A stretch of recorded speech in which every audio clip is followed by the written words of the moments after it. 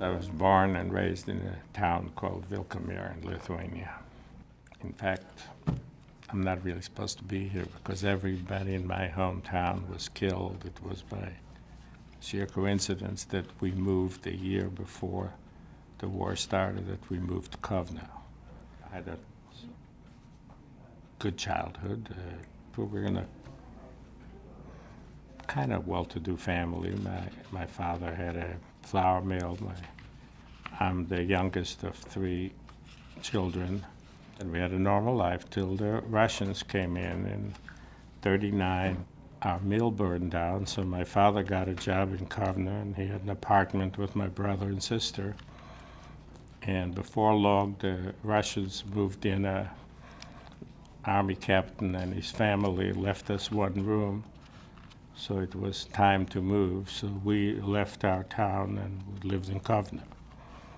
As it turns out, everybody in our hometown, everybody was killed. 4,500 Jews, all killed the first month.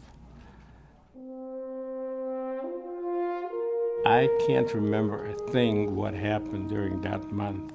August 15th was the deadline when all the Jews had to move into the ghetto. So what happened during that month, I have no idea. All I remember that one young boy, see his face now, spoke back to one of the guards and they shot him. People were crammed together in a very small area. There was really one room to a family, and we started out with about 25,000 Jews in the ghetto. Within a month or so, they had everybody assemble in a square, and there was just a German sergeant, just as everybody had to go by. Whoever stayed in the homes were killed. Just right, left, nobody knew which side was on, and 10,000 people were marched off to a nearby fort where they were all killed. So that was the first mass killing. Within 6 months after they took the 10,000 away, they came in one day while most people were away at work and gathered up all the old people and small children and took them away and got them killed. My sister was a medical student before the war, and she worked in the ghetto hospital as a nurse. And one morning, she came to work a little late, and there were guards all around. They wouldn't let her in. She pleaded with them. They wouldn't let her come in, and a little later, they set the hospital on fire and burned the doctors, the nurses, all the patients,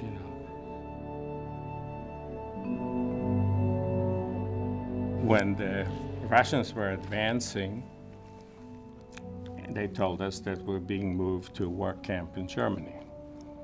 And we were all packed into boxcars. And there was literally no room to stand up. And all there was a bucket of water and a bucket for sanitary purposes. We were on that train, I think, for about 3 days. You can imagine what the train looked like. Then the train stopped at a place called Stutthof, which turns out, we didn't know it at that time, was concentration camp and also extermination camp. And they told us the women and children should get off and the men will meet up with them later. I remember my mother started crying, and I said, I'll see you a little later. Of course, I never saw her again. Later, of course, I found out that my brother's wife and child were killed. And we continued on by train and wound up in a sub-camp of Dachau, a work camp. And there were about 2,000 prisoners. There were about several camps around there. Every day, of course, you had to line up, and they took all the smaller boys away, obviously, to Auschwitz. And I was hiding behind somebody or stood on tippy toes, I don't know which, but somehow I managed to stay in that camp. We had 2,000 people. We had an average of 25 to 35 a day just dropping dead of starvation. And then, of course, they'd replenish new prisoners. When they would find every morning, dead prisoners in the barracks, if they couldn't identify them, we all had to, march by. Nobody got their food till the prisoner was identified. And that's where you saw real brutality. I mean, hanging people for, no other reason. I mean, if a German guard had stand at attention, if they were hitting you, the worst thing you could do is duck. You had to stand there and take it. But somehow I survived. I was there.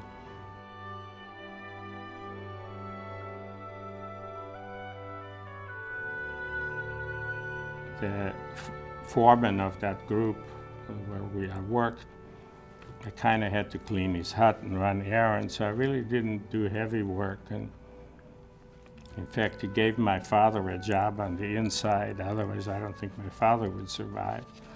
But once in a while, a crust of bread, he was nice to me, but he wouldn't give it to me. He would throw it on the floor like you throw it to your dog.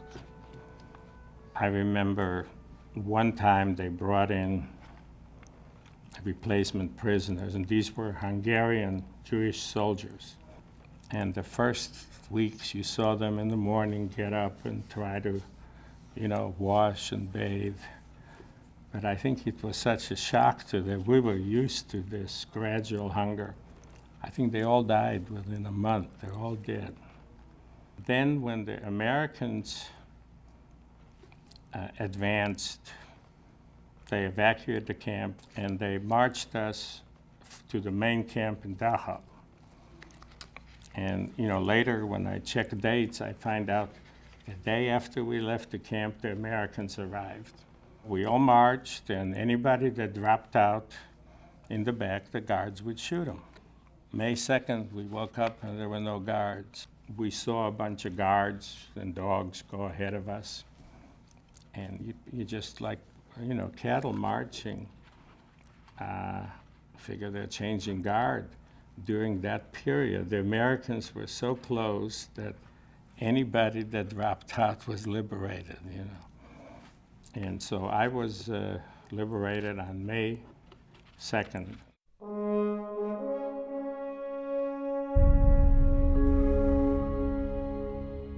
My father's entire family happened to live in the United States. My grandfather was there. My father was the only one of his side of the family in Europe. I left on the 2nd troop transport, so in July 46, I left for the United States. You find it extraordinary that you, your brother, and your father all survived? Oh, definitely. My brother's family were all killed, and of course all our relatives on my mother's family, her sister and family and everybody was killed. Our family, we mostly came out intact. You mentioned the nice man, your words, who threw you the crust of bread. Yeah. He wouldn't hand it to you, he threw it on the ground. The same guy, I saw him get mad and push one of my friends right into the cement bin, and of course he suffocated and died. There's always questions, do you hate him?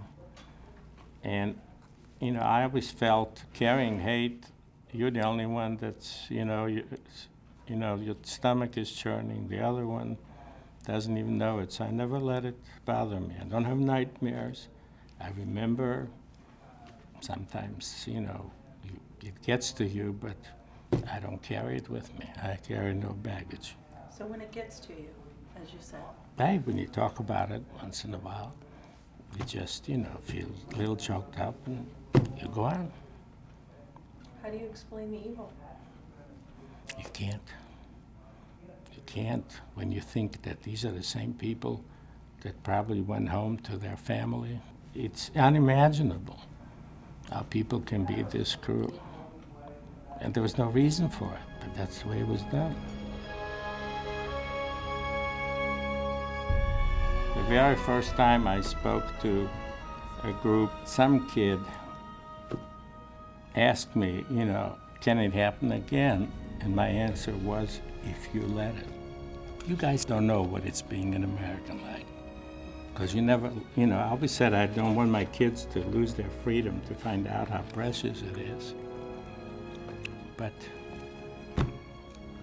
something you value.